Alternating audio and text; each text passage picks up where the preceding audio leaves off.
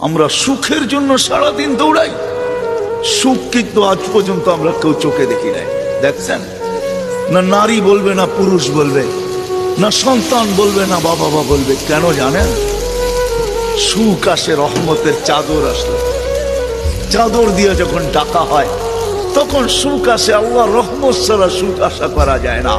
আর আল্লাহর রহমত মুহাম্মদুর রাসূলুল্লাহ ছাড়া পাওয়া যায় না, না না না না না।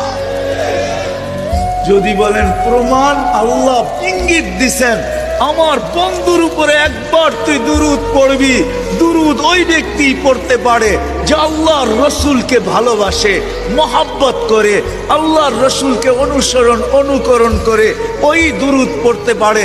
আল্লাহ বলে একবার পড়বি, 10টা রহমতের চাদর দিয়ে তোকে আমি ডাকবো।